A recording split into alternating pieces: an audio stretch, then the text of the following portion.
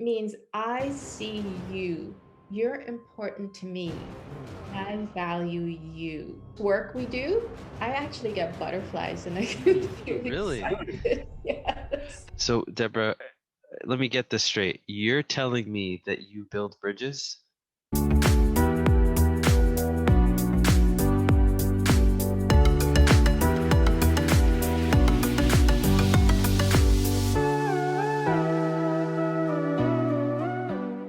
Hello, everybody. Welcome to Get to Know Your Therapist. Today, I am so excited to present to you, to interview for you, the wonderful, amazing, beloved by all, Debra Barran.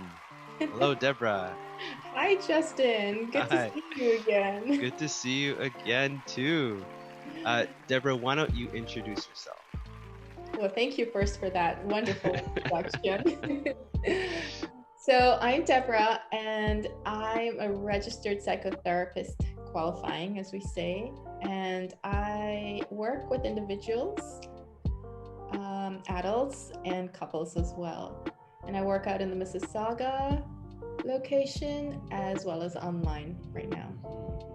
And surprise, surprise for everyone, you may be working somewhere else. There's a rumor that you may start working in another location as well. What's that Yeah, about? What's this well, rumor? I live in the Vaughan location. So, as you know, it's always nice to be closer to the home area. And I commute right now. So, I've been thinking about working closer to home.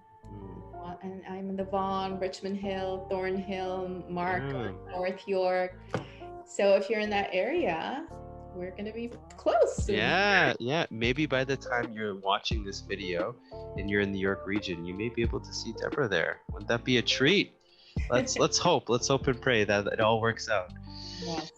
So, we have a lot of things to look forward to and a lot of things to talk about, but I want to start with your origin story. I like to see all of our therapists as heroes. So every hero has an origin story. So let's start with you. What made you want to become a therapist?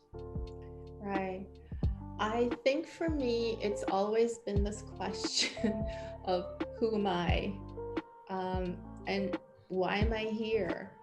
Is there a God? And then ultimately that goes on into what's my purpose? What's my purpose?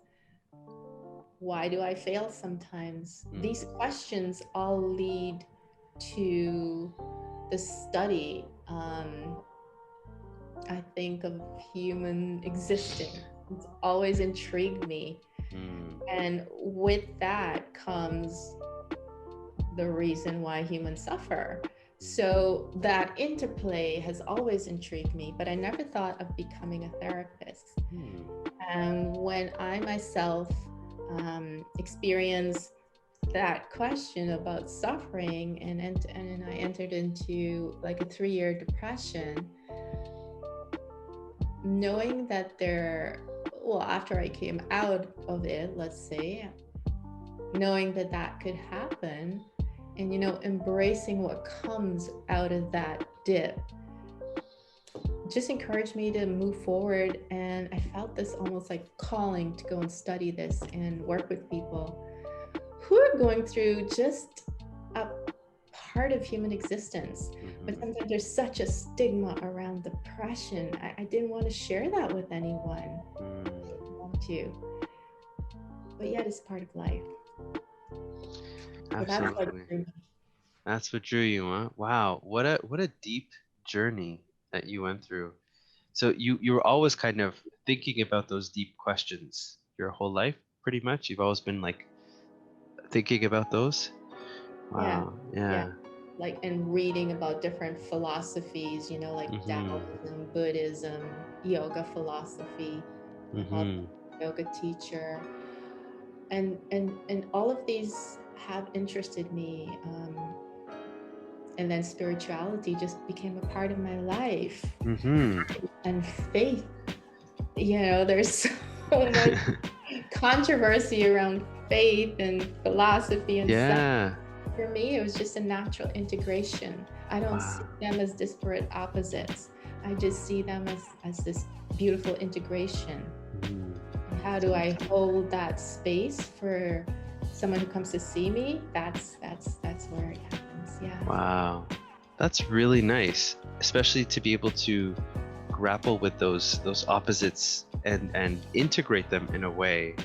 I think a lot of people benefit from speaking to someone who has gone through the journey and been able to integrate it. So that's pretty great. And that's a good segue to the next question, because I know where you studied and did your program to become a therapist. So where did you study? Tell us about that. Right. I studied at Tyndale, which is a local university, and they've been called Tyndale Seminary and then Tyndale University. And what drew me to Tyndale was what I saw as an integration. And it's an integration of faith and psychology.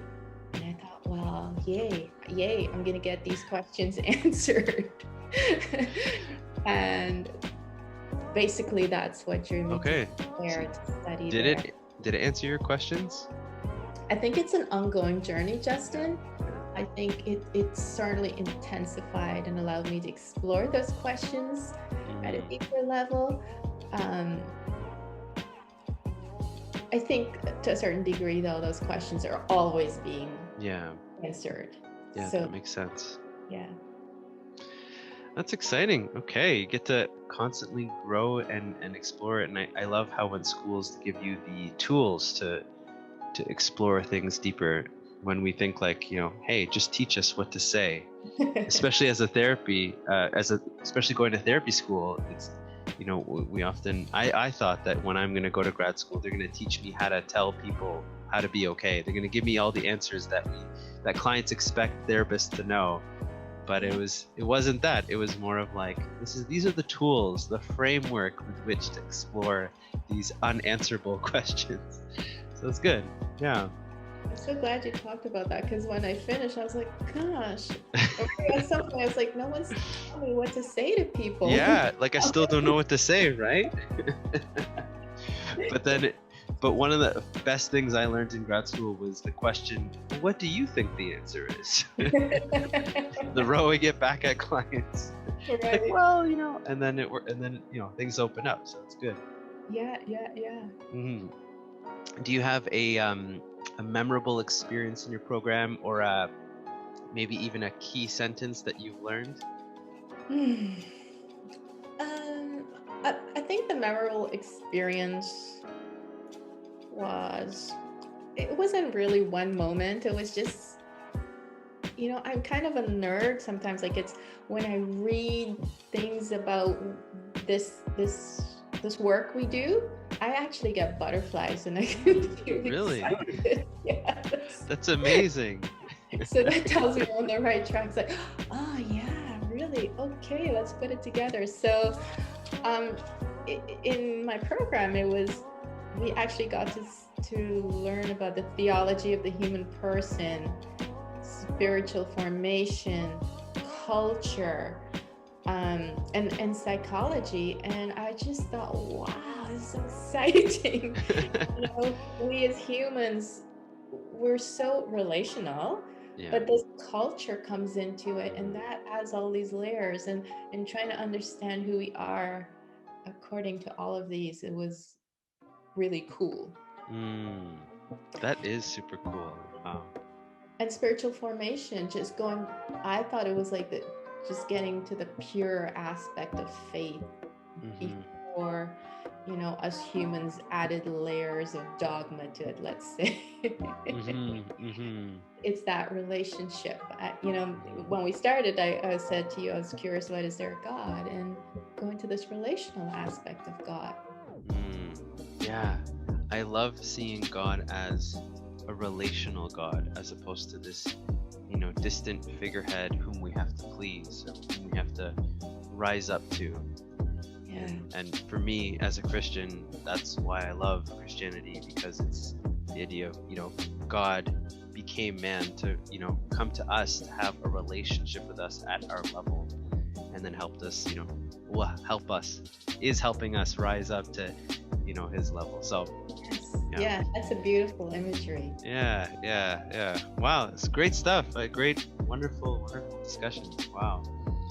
So, in that vein, for you, as a therapist who has been taught and has explored all of these deep questions, do you have a general idea about how therapy works for you? There was this greeting. I'm going to share it with you. It's a missionary went away, and at a Tuesday meeting at school, he came back and he goes, this African country has this greeting. It's called Sawubona. I hope I'm not pronouncing it correctly, but it always stays with me. I keep a book of quotations I love. Nice. And it says, it means I see you. You're important to me. I value you. They say this when they meet each other and they look in the eyes. And the response is Shiboka. I exist for you. Wow. That's so relational. That embodies what therapy means to me. Wow. Like a lot of times I hear my clients saying, wow, I've never said this to anyone else. So you'll read that to your clients. You'll share that quote with your clients, and then no. Wait, what do you mean? No. I never share this quote with my clients, but I see therapy as this, where we all want to be known at a deeper level. We all want to be known. And when they come in, they may not feel that they're able to share certain things with the people they really want to share it with. So they come in, I hold this space for them, and they share. And at the end, they'll say, wow, I've never shared that with anyone else. What does that feel like for you to share that? I feel so much lighter. Wow. What a gift. What a gift to your clients to be able to have that space to share things that they've never shared before and have that immediate sense of lightness. And then to take it a step further, allowing what we've learned to help us to allow clients to be able to share this with the people they really want to share it with. To facilitate. Yes, that's the word. Yeah. That's good. They want to have this relationship with the people in their lives, but because of whatever's happened, they can't. They've shut down. But this is what they really want. So coming here, they get to do it, and then we apply some, interventions, that we would call them. And then they're able to go out and share and have relationships. So, Debra, let me get this straight. You're telling me that you build bridges? It's my corny joke of the day. You build bridges between people. You help them connect with others. You facilitate those connections so that they feel like they matter, like they're heard, like they're understood. And it leads to people feeling better, is what I'm understanding from you, right? Yeah, it's a process. And it takes time. It's like 30 minutes and you're done. Life is solved. Every problem is done. It takes time.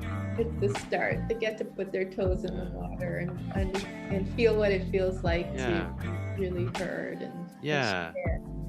I love that. I love that theme, that idea of like starting with that quote you brought from the African tribe of really feeling like you matter and I exist for you and I care about you, and it's just so connected and relational. And I love that. Thank you for sharing that. You're welcome. Does they kind of just give you I got the warm, inspired feeling, where I just want to go and stare atop a mountain, ponder about life and meaning. This is cool. No wonder clients, love working with you. I Um, think so. so I could probably already answer this question, especially after this our conversation so far. But I want to hear what you think. What is your therapist superpower? I think of things of this nature like fear. I know when I went to therapy, it's like, it's either we come in for the fear of what will happen or what will not happen.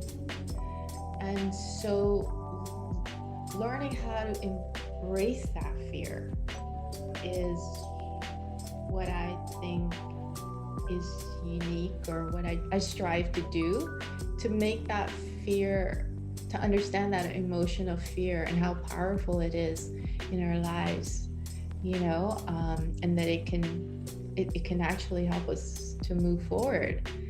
Because if we stay in the fear, we're staying like in what I explain, and as the limbic area, right? We're just staying there and it's getting dialed up and dialed up.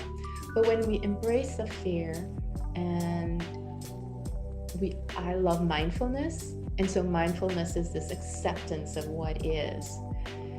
And when we go there and accept, we can start to understand, dial down that amygdala, and move back to the prefrontal cortex, and look at where we are, look at the situation, and what comes out of that fear, what happens.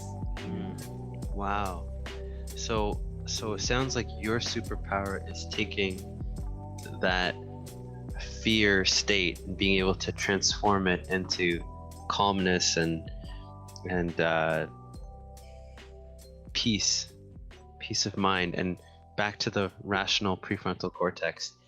I had this this vision of you in like a mystical world, because I love the fantasy and science fiction or whatever, but like you walking up to this like big dragon, and then everyone is like about to fight the dragon, and you're like, no, wait, and you walk up to it, and then you're like, it's okay. and then the dragon transforms into like this little child, and then everyone's like, wow, that's so cool. Oh, I love that image, and I love that word transform. I Yeah, think that's yeah. what it's about. It's just transforming these emotions, and I talk about these emotions that are all, they're there, and they just kind of build up the fear, and I use the word embracing, but at least embracing that is part of human existence. But we can transform that fear and move forward. That's so awesome. So definitely people struggling with anxiety is something that you're really comfortable working with, especially with that fear. What are some other kinds of issues or kinds of client concerns that you feel like you love working with, or you're really comfortable working with? I like working with anxiety, with depression, because I understand it, and it's a different kind of fear. I love working with existential issues, which is probably not surprising. Those are my main. I can't really think of others, and I like working with couples as well. I like working with relational issues, which pretty much are most issues. But yeah, it's amazing. That's a lot of different clients. It's a nice wide range. Yeah. Okay. So I wanted to throw in something which is a surprise, which you haven't, you weren't made aware of this in advance. Something called the lightning round. Okay, never heard of it. Yeah. I'm just gonna throw questions at you. You're just gonna answer the first thing that comes to mind. Okay. All right. No right or wrong answer. All right. So, what is your favorite delivery food? Indian. Indian. Very nice. Okay. What music makes you dance? Salsa. Salsa. Ooh, I love salsa. I love salsa. Salsa is great. When Yeah. I dance with my partner, I'm not the greatest at it, but it's great. It's okay, right? Yeah, it's okay. It's just fun. It's so It's nice. fun. Can't Uh, stop smiling when you're dancing salsa. yeah, it's just it's incompatible with sadness.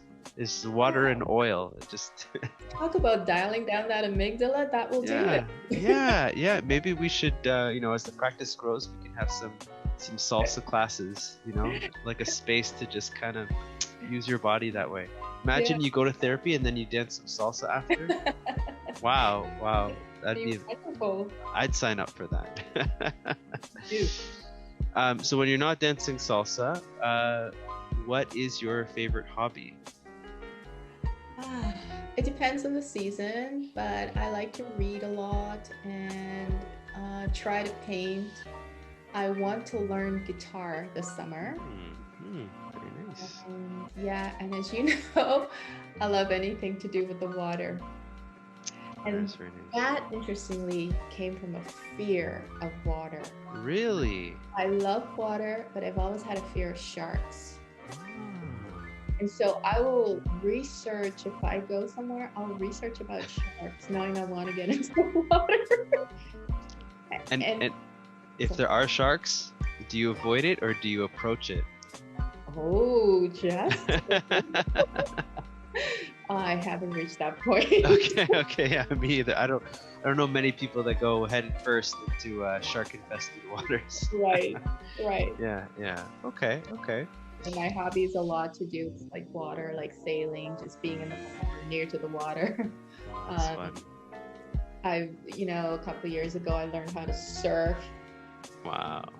And that was like just a big deal for me. And yeah, I love to keep up with that, and hiking and just being in nature. Big nature lover. That's amazing. I love those hobbies. I'm excited to go out more and do more stuff like that. Yes. Okay. Next question is, what's your favorite TV streaming show, if you have one? Okay, so I will admit I'm not a big TV watcher, but I recently got Netflix last year. Nice. I could veg out on, there was a show called Virgin River. I don't know if you've ever heard of it. No. So it was about, this nurse. Again, there's a theme there. A nurse moving from LA to a place I've actually traveled to up Northern California. It was like right up there in the sticks. But beautiful, like near to the redwoods. So that's probably why it drew my attention. Very nice. Okay. So yeah, I gotta visit California more for sure, especially to see those redwoods. Yeah, fascinating. So last question, which is spring or fall? Spring. And what's the reason for that? Because summer comes after. Yeah, exactly. I feel the exact same way about that. And the flowers are popping up, and new life. Yeah, transformation. Especially this year, we've suffered such a tough year, and it's great to see spring. Yeah. Signs of hope. I'm looking forward to it. So you survived the lightning round. That was easy, right? That wasn't scary fun. Or anything. Yeah. Okay, so to end this off, if people are on the fence about seeing a therapist, what do you want them to know, or what should they consider? Could just go for one session. Just imagine it like that. You can just go in for a session and see what happens. And you actually don't have to return, but chances are you will want to. Yeah. You get a taste of safety and warmth. Finding that right therapist is again such a gift. It's like finding a romantic partner in a way, someone that you just really connect with, that you feel heard, that you feel appreciated by.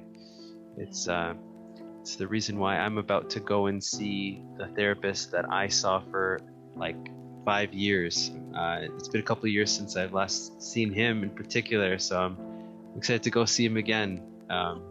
So yeah, you can have this ongoing relationship with your therapist, therapeutic relationship, of course, Yes. and it's really beautiful to be able to have that kind of person. Yeah. 5 years, that's a long time. Yeah. I also went through severe depression, and he helped me transform my life. And I'm very, very grateful. So, and to all of my clients, I will often refer to him and say, hey, what I just told you, I learned from my therapist years ago. So you can thank him. Oh, what a great experience. Yeah. Yeah. So last question is, what is your go-to self-care mental health tip? So that would be, actually I just invented one, but the big one is I like to just come inside and do a quick whatever body part, like, so I'll bring for me this works, and for some clients it works, just kind of focus inside for a bit. I don't even say go to the breath or anything, but that would be next. But it's like that, just going inside, focusing on, say, my fingers, and it's like using a different sense, an inner sense. Mm-hmm. Oh, thank you so much, Debra. It's always a treat to speak to you, and I'm grateful I got to learn more about you. I have known you for longer than you've been part of Building Bridges.